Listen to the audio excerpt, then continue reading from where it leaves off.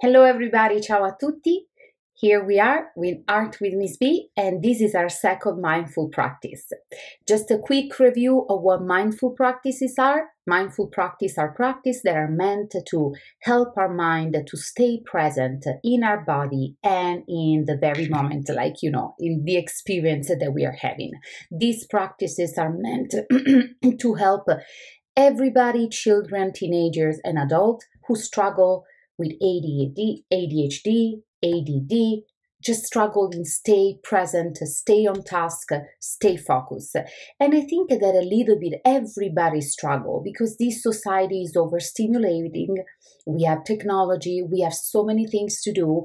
We kind of tend to feel very easily overwhelmed and stressed. And these are really beautiful practices that combine together the use of art elements that we studied in my previous video. So if you're new to my channel, I highly encourage you to watch and practice with me in the previous video because you can kind of refresh your knowledge about the element of art. So you will use this element very with fluency, and you will be able to kind of focus just on what your hands are doing in this practice because, as I say, mindful practice the mindful practices are not meant to focus on the element, on the principle, on a specific technique, or on the quality. They are just basically little practices, exercises that we use to help our mind to stay focused and stay present. Remember, friends, that mindfulness is the opposite of daydreaming. Sometimes, mostly in children, it's very difficult to understand the concept of being present when we really want to be in our own mind, in our own body, without thinking of what happened yesterday, what has to happen in the future, without daydreaming, right? When we daydream, it's wonderful, it's beautiful, and we need that too. But our mind is completely out of our body, right? And I see it all the time with some students that are really quiet, but they are not able to stay on task or to refocus because they are not able to bring their mind back in their body and present in the experience. These practices are very organic and holistic approach for everybody, beginner, intermediate, and advanced, to just help our mind to refocus.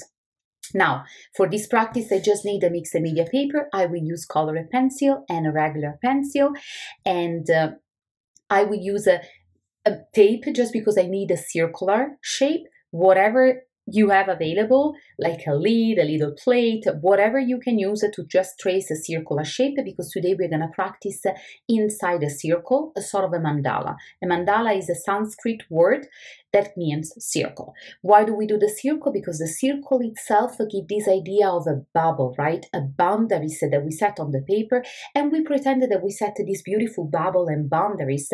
So for 20-25 minutes, the moment, the time that we practice, we will be all inside our hands, all inside our paper. We will focus on see the colors developing on the paper, to see the design appearing because we trace it with a pencil. And sometimes if you start to daydream, or if you start to have should I do this after and that, try to just take a deep breath, and then refocus again, okay? I'm gonna switch the camera so you can see my hand. I'm not gonna use music. I'm not gonna use a word. I'm gonna let you practice totally quiet. For some of you and some of us is better, the absolute absence of noise, but it's better for focusing and stay present. But if you want a little a soft, gentle music in the background, you can also do that. I really highly encourage you to use a music that doesn't have a word, that is not a music that you know very well, because that would actually distract your mind and it would be more difficult for you to stay present in what you're doing at this very moment. I'm gonna switch the camera and then we can practice together. Okay guys, here is my piece of paper, and I'm using, as I told you, the circular shape that I had available today. Whatever you have available, you can go ahead. You can place it in the center of the paper, and then we are going to trace the circle.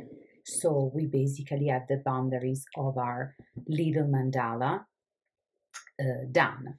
So the design is going to happen inside the circle, and I love to work with circle because, as I say, they set natural boundaries on my paper, and so I kind of, my mind react to them the way that I have to stay focused on what happened inside the circle. So we are going to do, I will personally do an organic, spontaneous design. As I told you, you can copy mine or you can do something different if you wish to do so. The important is not of the design, but it's something that allowed us for repetition. So we repeat more or less the same gesture over and over. And this is also another practice that help our minds to stay focused in what we are doing, because we are repeating. It's a sort of like a manual pattern, right? Repeating something over and over.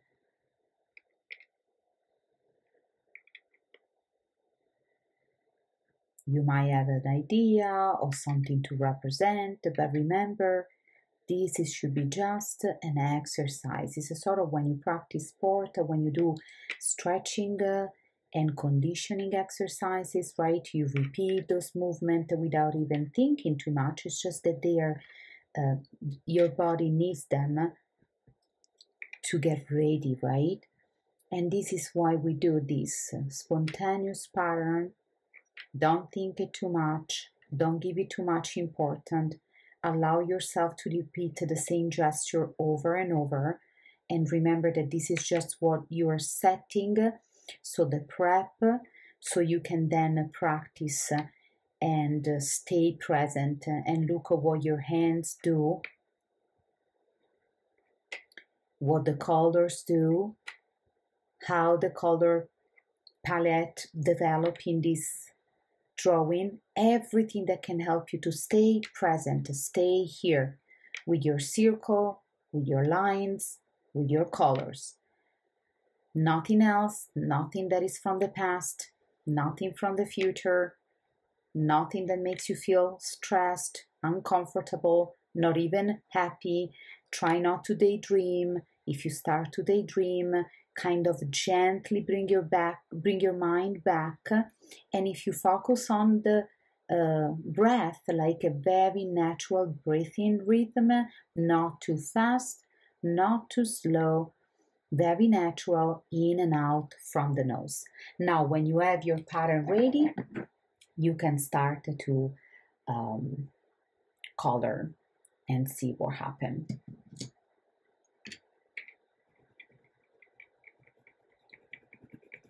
As I say, you can be very quiet. Sometimes the absence of noise helps us, and you can actually listen to the noise that the color pencils make on the paper, or you can have a very relaxing music in the background if you like so. But remember, nothing that can distract you. So not a song that you can sing along, because that would distract you from your practices and from your body.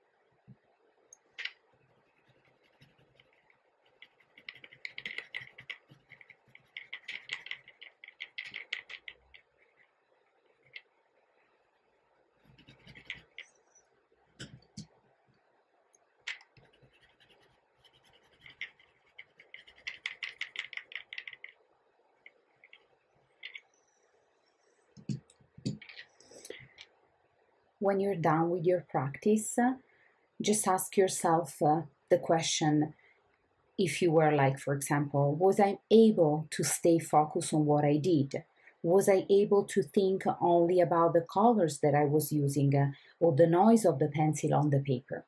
And if you are a beginner and you happen to color a little bit outside the design and you like the design and you want to turn it into an artwork, it's not a problem. You can grab a black pencil or Sharpie and you can go around the circle to make it look very, very neat. I'm gonna switch now the camera so we can say goodbye. I feel really, really relaxed after this practice and it worked very, very, very, very well for me.